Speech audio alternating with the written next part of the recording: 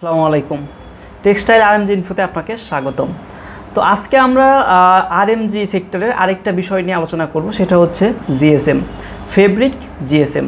তো ফেব্রিকের জিএসএম জিনিসটা কি, এই বিষয়ে আমরা বিস্তারিত আলোচনা করব এবং একটা ফেব্রিক হওয়ার পরে এই জিএসএম কীভাবে কমানো যায়, কিভাবে বাড়ানো যায় সেই বিষয়ে বিস্তারিত বলবো এবং জিএসএম কম বেশি হলে আসলে কি কি সমস্যা হতে পারে সেই বিষয়ে আলোচনা করব। তো ভিডিওটা দেখতে থাকুন। আশা করি জিএসএম সম্পর্কে আপনার যে মিসকনসেপ্টগুলো বা আপনার যে ভুল ধারণাগুলো রয়েছে সেগুলো ক্লিয়ার হয়ে যাবে। তো চলুন শুরু করি। আচ্ছা, জিএসএম জিনিসটা কি? জিএসএম মিনস হচ্ছে গ্রাম পার স্কোয়ার মিটার। জিএসএমের পূর্ণরূপ, দ্যাট মিনস পার স্কোয়ার মিটারে কতটুকু ওয়েট আছে একটা ফেব্রিকের, সেটাই হচ্ছে জিএসএম। আমি আরেকটু ক্লিয়ার করে আপনাদের বলি। ধরুন আপনি একটা কাপড় নিলেন, একটা কাপড় নিয়ে আপনি একটা স্কেল নিলেন। স্কেলের যে 1 মিটার অর্থাৎ মিটারের যে সাইডটা আছে সেখানে আপনি মানে 4 বরাবর 1 মিটার স্কোয়ার নেবেন আর কি। এটা আপনি কিভাবে করবেন? ধরুন একটা স্কেল নেবেন, স্কেল নিয়ে আপনি 1 মিটার মানে উপর দিকে দাগ দিবেন, নিচের দিকে 1 মিটার, ডান দিকে 1 মিটার এবং বাম দিকে 1 মিটার। এভাবে যদি দাগ দেন তাহলে একটা স্কোয়ার ঘর হবে বা একটা স্কোয়ার মানে এরিয়া আসবে। তো এই স্কোয়ার এরিয়াটা হচ্ছে আপনার 1 মিটার স্কোয়ার। 1 মিটার স্কোয়ার একটা বর্গক্ষেত্র তৈরি হবে এখানে। তো এটাকে আপনি যদি কাটিং করেন কেচি দিয়ে বা কাঁচি দিয়ে কাটিং করেন, কাটিং করার পরে এটাকে যদি আপনি ওয়েট দেন বা এটার যদি আপনি ভরটা মাপেন বা ভরটা মেজার করেন, তো সেক্ষেত্রে যে ভরটা আসবে সেটাই হবে হচ্ছে আপনার জিএসএম। দ্যাট মিনস এটাই হচ্ছে আপনার গ্রাম পার স্কোয়ার মিটার, অর্থাৎ 1 স্কোয়ার মিটারে কতটুকু ওয়েট থাকে একটা ফেব্রিকের, সেটাই হচ্ছে জিএসএম। তো এই ছিল মোটামুটি জিএসএম এর আসলে ডেফিনেশন বা জিএসএম জিনিসটা কি। আশা করি জিএসএম এর সংজ্ঞাটা আপনারা বুঝতে পেরেছেন। আচ্ছা, এবার আসি যে আপনি একটা ফেব্রিক তৈরি করলেন, ফেব্রিকটা তৈরি করার পরে সেই ফেব্রিকের মনে হলো যে এই ফেব্রিকের জিএসএমটা আমার বাড়ানো উচিত। তো এক্ষেত্রে আমি জিএসএম কীভাবে বাড়াবো? অর্থাৎ ফেব্রিক কিন্তু আপনি তৈরি করে ফেলছেন। এখন এটার মিনিংটা আরেকটু আমি ডিপলি বলি। ধরুন ফেব্রিক যখন তৈরি হয় তখন যদি আপনি সুতার পরিমাণ বাড়ায় দেন, আসলে ইয়ান থেকেই তো ফেব্রিক তৈরি হয়, তো ইয়ানের সংখ্যা যদি আপনি বাড়ায় দেন তাহলে কি হবে? এই 1 মিটার স্কোয়ারে ইয়ানের সংখ্যা যদি বেড়ে যায় তাহলে অবশ্যই কি ওই 1 মিটার স্কোয়ার জিনিসের বা ওই 1 মিটার স্কোয়ার যে কাপড় ওইটুকের ভর বেড়ে যাবে না? তো ওইটুকের ভর বেড়ে গেলে কিন্তু জিএসএম বেড়ে যাবে। দ্যাট মিনস আপনি যদি কাপড় তৈরি করার সময় ইয়ান বাড়তি করে দেন বা ইয়ানের সংখ্যা বাড়াই দেন, তো সেক্ষেত্রে কিন্তু জিএসএমটা বেড়ে যাবে। ঠিক অপোজিটে যদি আমি বলি, আপনি কাপড়টা তৈরি করার সময় যদি ইয়ানের সংখ্যা কমাই দেন, সুতার সংখ্যা যদি কমাই দেন, তাহলে কি হবে? তাহলে জিএসএম কমে যাবে। আচ্ছা, এটা তো আসলে তৈরির সময় বা তৈরির আগে আমরা ইয়ানের কাউন্ট হিসাব করি বা ইয়ান হিসাব করি, তারপরে আমরা কি করি? ফেব্রিক তৈরি করি। ফেব্রিক কত জিএসএমের ফেব্রিক তৈরি করবো সেইভাবে আমরা ফেব্রিকটা তৈরি করি। কিন্তু আপনি ফেব্রিক তৈরি করে ফেলছেন, ফেব্রিকটা হয়ে গেছে, এখন আপনার মনে হয়েছে যে ফেব্রিকের জিএসএমটা বেড়ে গেছে বা ফেব্রিকের জিএসএমটা অনেক বেশি হয়ে গেছে। তো সেক্ষেত্রে আপনি জিএসএমটা কীভাবে কমাবেন? তো জিএসএমটা কমানোর জন্য কিছু প্রসেস আছে বা কিছু স্টেপ আছে, যে জিনিসগুলো যদি আপনি ফলো করেন তাহলে জিএসএমটা কমাতে পারবেন। তো এর ভিতরে একটা হচ্ছে মানে ন্যাচারালি যেটা হয়, আমি ন্যাচারালটাই আগে বলি। সেটা হচ্ছে ধরুন আপনি ফেব্রিক তৈরি করছেন, ফেব্রিক তৈরি করার পরে সেটা ডাইংয়ে গেছে, ডাইং ফিনিশিং হয়ে গেছে, ডাইংয়ের পরে ফিনিশিং হওয়ার পরে অর্থাৎ ডাইং থেকে যে ফেব্রিকটা আপনার কাটিং রুমে আসে সেটা কিন্তু ভেজা থাকে, কিছুটা ভেজা থাকে। তো সেটাকে কি করা হয়? সেটাকে হচ্ছে আপনার রিল্যাক্সেশনে দেওয়া হয়। অর্থাৎ এই যে ডাইং থেকে ফেব্রিকটা আসলো তখন কিন্তু কিছু মানে হালকা একটু ভেজা ভেজা থাকে কাপড়টা, পুরোপুরি শুকায় নাই। তো ওই অবস্থায় থাকলে তখন কাটিং ফ্লোরে বা কাটিং সেকশনে হচ্ছে আপনার ফেব্রিকটা রিল্যাক্সেশনে দেওয়া থাকে। রিল্যাক্সেশনে দিলে এটা কি হয়? এটা হচ্ছে আপনার যে প্রস্থ, ফেব্রিকের যে প্রস্থ, সেই প্রস্থটা হচ্ছে আপনার চেপে যায়। তো ফেব্রিকের প্রস্থটা যদি চেপে যায় তাহলে কি হবে? একটু চিন্তা করেন তো। ওই 1 স্কোয়ার মিটার, এই যেরকম যে 1 স্কোয়ার মিটার যে জায়গাটা, সেই জায়গাটাতে ফেব্রিকের সংখ্যা মানে ফেব্রিকটা চলে আসবে বেশি বা ওইখানে কিন্তু ভরটা বেড়ে যাবে। তো ভর যদি বেড়ে যায় তাহলে কি হবে? জিএসএমটা বেড়ে যাবে। দ্যাট মিনস ফেব্রিক আপনি যত বেশি রিল্যাক্সেশনে রাখবেন তার জিএসএম কিন্তু তত বাড়বে। সো জিএসএম যদি বাড়ানোর প্রয়োজনই মনে হয় তাহলে এটা একটা পদ্ধতি হতে পারে। এটা আসলে ন্যাচারাল পদ্ধতি বা একেবারে মানে খুব ইজিলি এটা হয় আর কি। আপনি যত ভালোভাবে রিল্যাক্সেশন করতে পারবেন, যত ভালো একটা ওয়েদারে বা ভালো একটা পরিবেশে আপনি যত সুন্দরভাবে ফেব্রিকের রিল্যাক্সেশনটা দিতে পারবেন, ততই আপনার জিএসএমটা বাড়বে। তো এটা একটা পদ্ধতি ছিল। এরপরে আরেকটা পদ্ধতি এখানে আছে। আচ্ছা, আমি কিছু পয়েন্ট আউট করছি যেগুলো আমি আপনাদের সাথে শেয়ার করব। সেটা হচ্ছে ফেব্রিকের উইথ কমিয়ে লেন্থটা বাড়িয়ে যদি আপনি ওভারফিট দেন আপনি যদি ফেব্রিকের যে উইথ, দ্যাট মিনস ফেব্রিকের যে প্রস্থ, এই প্রস্থটা যদি আপনি কমিয়ে লেন্থটা যদি একটু হ্যাঁ এখানে হচ্ছে লেন্থে যদি আপনি ওভারফিট দেন, সরি লেন্থ বাড়িয়ে না, আপনি যদি উইথটা কমিয়ে লেন্থে যদি ওভারফিট দেন তাহলে কি হবে, তাহলে কিন্তু ফেব্রিকের জিএসএমটা বেড়ে যাবে। যেহেতু আপনি উইথ কমাচ্ছেন, ওই যে আপনার যে 1 স্কোয়ার মিটার যে জায়গাটা বা যে বর্গক্ষেত্রটা, সেখানে কিন্তু আপনার ফেব্রিকটা চলে আসতেছে বা ফেব্রিকের যে ওয়েটটা সেটা কিন্তু বেড়ে যাচ্ছে। তো এই ক্ষেত্রে কিন্তু হচ্ছে কি হচ্ছে, আপনার জিএসএমটা বেড়ে যাবে।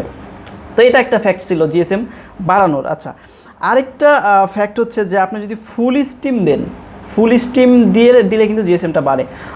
তো ফুল স্টিমে যদি আপনি চান যে জিএসএমটা বাড়াবেন, তো সেক্ষেত্রেও কিন্তু আপনি জিএসএমটা বাড়াইতে পারবেন। আচ্ছা, এবার আসি আরেকটা স্টেপে, সেটা হচ্ছে যে আপনি ফেব্রিককে যদি হাইড্রো এক্সট্রাক্ট করেন, হাইড্রো এক্সট্রাক্ট করে যদি আপনি রিল্যাক্স ড্রায়ার মেশিনে ড্রাই করেন, অর্থাৎ হাইড্রো এক্সট্রাক্ট মানে হচ্ছে আপনি যদি ফেব্রিকটাকে ভালোভাবে শুকিয়ে নেন, ভালোভাবে শুকিয়ে তারপরে হচ্ছে আপনি যদি যে রিল্যাক্স ড্রায়ার মেশিন আছে, সেই ড্রায়ার মেশিনে যদি আপনি ড্রাই করেন, দ্যাট মিনস শুকান, তাহলে কী হবে, তাহলেও কিন্তু আপনার এই ফেব্রিকের জিএসএমটা বাড়বে।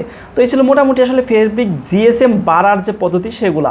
এখন আসি যে ফেব্রিকের জিএসএম আপনি কীভাবে কমাবেন, অর্থাৎ আপনি ফেব্রিক তৈরি করে ফেলছেন, তো এখন আপনার মনে হচ্ছে যে হ্যাঁ ফেব্রিকের জিএসএমটা আমার কমানো উচিত, তাহলে আমি ফেব্রিকের জিএসএমটা কীভাবে কমাতে পারবো।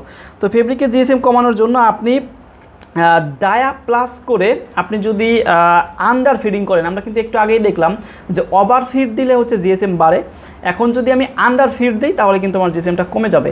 সো এই আন্ডার ফিডিংয়ের মাধ্যমে, ডায়া প্লাস করে আন্ডার ফিডিংয়ের মাধ্যমে কিন্তু আপনি জিএসএমটা কমাইতে পারেন। আমি একটু আগেই বলতেছিলাম জিএসএম বাড়ানোর সময় যে উইথ মানে তো আসলে আমার ফেব্রিকের ডায়া, তো ডায়াটা যদি কমিয়ে লেন্থ বরাবর যদি আমি ওভার ফিড দিই তাহলে কী হবে, জিএসএম বাড়বে। এখন ঠিক উল্টা যদি আমি করি, যে ডায়াটা যদি বাড়িয়ে অর্থাৎ ডায়াটা প্লাস করে আমি যদি লেন্থ বরাবর আন্ডার ফিট দিই তাহলে কিন্তু আমার জিএসএমটা কমে যাবে। তো এটা একটা ফ্যাক্ট বা এটা একটা স্টেপ হতে পারে আপনার ফেব্রিকের জিএসএমটা কমানোর। আচ্ছা, আরেকটা এখানে স্টেপ আছে বা আরেকটা সিস্টেম আছে, সেটা হচ্ছে বিনা স্টিমে অর্থাৎ স্টিম ছাড়া, আপনি স্টিম ছাড়া ব্ল্যাঙ্কেট প্রেশার কমিয়ে কম্প্যাক্টিং করে আপনি এই ফেব্রিকের ডায়াটা কমাইতে পারেন, বা সরি ফেব্রিকের জিএসএমটা আপনি কমাইতে পারেন। তো এই ছিল আসলে মোটামুটি ফেব্রিকের জিএসএম বাড়ানো বা কমানোর যে বিষয়গুলা। আচ্ছা, এবার আসি যে জিএসএম কম বেশি হলে আসলে সমস্যাগুলো কি হয়, সেই সমস্যাগুলো আমি পয়েন্ট আউট করে রেখেছি, আমি একটা একটা করে আপনাদের সাথে শেয়ার করব। আশা করি জিএসএম কম বেশি হলে যে সমস্যাগুলো হয় সেটাও আপনারা খুব ইজিলি বুঝতে পারবেন। তো জিএসএম কম বেশি হলে দেখুন, এখানে প্রথম যে পয়েন্টটা আমার এখানে রয়েছে সেটা হচ্ছে কাপড়ের জিএসএম বেশি মানে কাপড়ের লুপের পরিমাণ বেশি। কাপড়ের অর্থাৎ আমরা জানি যে নিটিংয়ের ক্ষেত্রে কিন্তু আমাদের লুপ ইউজ হয়, তো লুপিংয়ের মাধ্যমে নিটিং কাপড়টা তৈরি হয়। তো কাপড়ের জিএসএম বেশি মানে অর্থাৎ এই 1 স্কোয়ার মিটারে হচ্ছে লুপের সংখ্যা যত বেশি হবে তত আমার জিএসএম বাড়বে, আর লুপের সংখ্যা যত বেশি মানে হচ্ছে ইয়ানের সংখ্যা তত বেশি, অর্থাৎ ইয়ান দিয়েই হচ্ছে আপনার লুপটা তৈরি হয়। সো আপনি যত বেশি ইয়ান দেবেন তত বেশি লুপ তৈরি হবে আর আমার জিএসএমটাও তত বাড়বে। এখন দেখি যে লুপের পরিমাণ বেশি মানে সুতার পরিমাণও বেশি, তাই কাপড়ের সুতা বেশি ব্যবহার করা ম্যানুফ্যাকচারারের লসের কারণ। আপনি কাপড়ে যত বেশি সুতা ব্যবহার করবেন, আপনার জিএসএম যত বাড়াবেন আপনার তত লস হবে। তবে এক্ষেত্রে হচ্ছে মানে বায়ার যে জিএসএমটা দিয়ে দিবে আপনাকে, সেই জিএসএম অনুসারেই আসলে ফেব্রিকটা তৈরি করতে হবে। কারণ আপনি যদি তার থেকে বেশি পরিমাণ একটু দিলেন, আপনি ধরুন আপনি 0.5 গ্রাম বেশি দিলেন, তো সেক্ষেত্রে কিন্তু আপনার সুতা বেশি যাচ্ছে, তাহলে আপনার কিন্তু লস হয়ে যাবে। তো এই জন্যে জিএসএমটা বেশি হলে কিন্তু যে ম্যানুফ্যাকচারার, ফেব্রিক ম্যানুফ্যাকচারার, তার কিন্তু একটা লসের কারণ হয় বা তার যে বিজনেসে সেটা কিন্তু লসের সম্মুখীন হবে। আচ্ছা, এরপরে হচ্ছে দেখুন 2 নম্বর যে পয়েন্টটা, সেটা হচ্ছে জিএসএম বাড়লে কাপড়ের ভলিউম বা আয়তনে ওয়েট বেড়ে যায়। জিএসএম বাড়লে কাপড়ের এই যে স্কোয়ার বর্গমিটার, আচ্ছা আয়তন হোক আর যেটাই হোক, এটা স্কোয়ার বর্গমিটার, এই স্কোয়ার বর্গমিটারে কী হবে, আপনার যে ওয়েটটা অর্থাৎ ওজনটা বা ভরটা সেটা কিন্তু বেড়ে যাবে। আচ্ছা, এটা বেড়ে গেলে ফলে গার্মেন্টস কাটিংয়ে গেলে, ফেব্রিক যখন কাটিংয়ে যাবে তখন কী হবে দেখুন, এই ওয়েট অনুযায়ী ওয়েট অনুযায়ী কাপড় পেলেও বডির পরিমাণ শর্ট হবে। অর্থাৎ ওয়েটটা ঠিক আছে, কিন্তু আপনার যখন ওইকে জিএসএম বেড়ে যাবে, 1 স্কোয়ার মিটার যখন জিএসএম ওজনটা বেড়ে যাবে, তখন কাটিংয়ে গেলে আপনার ভর অনুযায়ী ঠিক থাকলেও বডি অর্থাৎ ফেব্রিকের যে বডি, সেই বডি কিন্তু শর্ট হয়ে যাবে, তো অর্থাৎ বডিতে শর্ট পড়ে যাবে। 3 নম্বর যে ব্যাপারটা আছে সেটা হচ্ছে বায়ার প্যাকিংয়ের জন্য আলাদা নির্দেশনা দেয়া থাকে। অর্থাৎ বায়ার যে প্যাকিংগুলো বা যে প্যাকিংটা চায় তার জন্য কিছু স্পেসিফিক নির্দেশনা ওরা দিয়ে দেয়। তো এই আলাদা নির্দেশনা থাকে, যেটা হচ্ছে প্রতিটা প্যাকে কয়টা বডি থাকবে, অর্থাৎ একটা ব্যাকে কয়টা বডি থাকবে সেটা বায়ার বলে দেয়। এখন জিএসএম বাড়লে বডির ভলিউম বাড়বে, জিএসএম যদি বাড়ে বডির যে ভলিউম বা বডির যে আসলে আয়তনটা সেটা কিন্তু বেড়ে যাবে।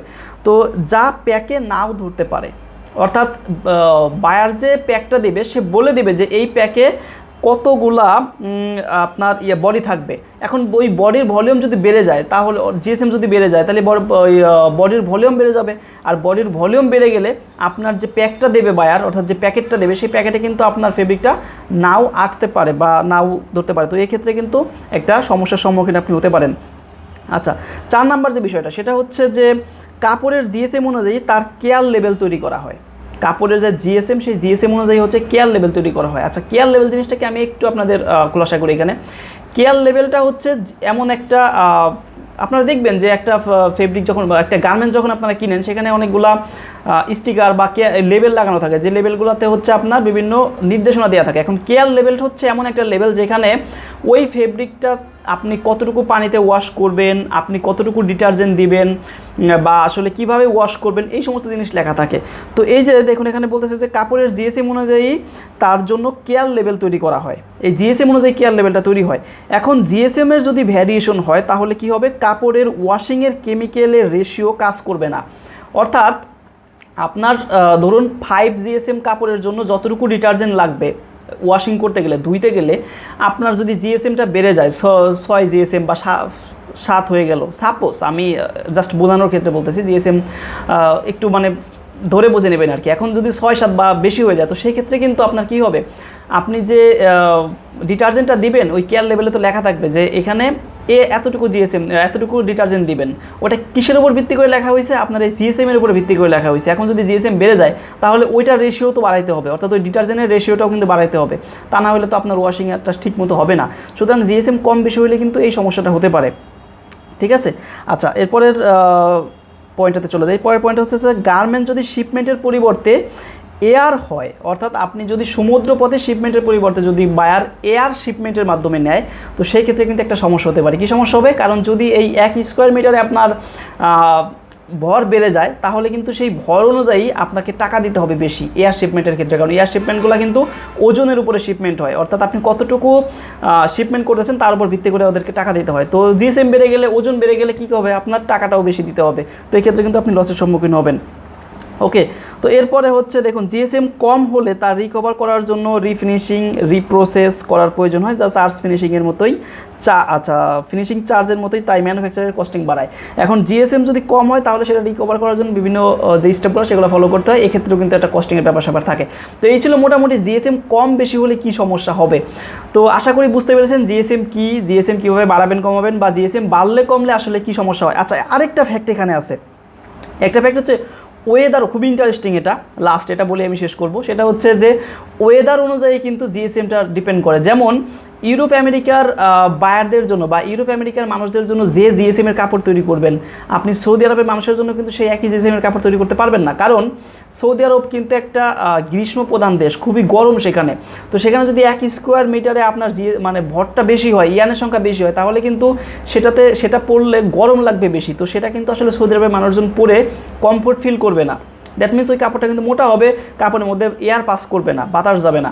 আবার আপনি যদি ইউরোপ আমেরিকার মানুষের কথা চিন্তা করেন, সেখানে যদি আপনি জিএসএম কম দেন, দ্যাট মিনস আপনি যদি 1 স্কোয়ার মিটারে আপনার যদি ইয়ান সংখ্যা কম হয় তাহলে সেটা কী হবে, সেটা কিন্তু খুবই পাতলা হবে কাপড়টা এবং তার মধ্যে কিন্তু সহজেই কি এয়ার পাস করতে পারবে। তো সেক্ষেত্রে ওদের যেহেতু শীত প্রধান দেশ, শীতের সময় কিন্তু ওরা এই কাপড়গুলো আসলে পরতে পারবে না। সুতরাং ইউরোপ আমেরিকার জন্য আপনার জিএসএমটা বেশি লাগবে এবং সৌদি আরবের জন্য আপনার জিএসএমটা কম লাগবে। এই জিনিসটাও কিন্তু আপনাকে মাথায় রাখতে হবে যে আপনি কাদের জন্য বা কোন দেশের জন্য আসলে ফেব্রিকটা তৈরি করতেছেন। তো এই জিনিসগুলো যদি মাথায় রেখে ফেব্রিক তৈরি করেন তাহলে আশা করি কোনো প্রকার সমস্যা হবে না। আর জিএসএমের বিষয়টা আশা করি আপনারা এখন থেকে সম্পূর্ণই ক্লিয়ার। তারপরেও যদি কোনো প্রকার কোনো কোশ্চেন থেকে থাকে বা প্রশ্ন থেকে থাকে অবশ্যই কমেন্ট করে জানান। আর ভিডিওতে একটা লাইক দিবেন, শেয়ার করবেন, সাবস্ক্রাইব করে আমার সাথে থাকবেন। ধন্যবাদ।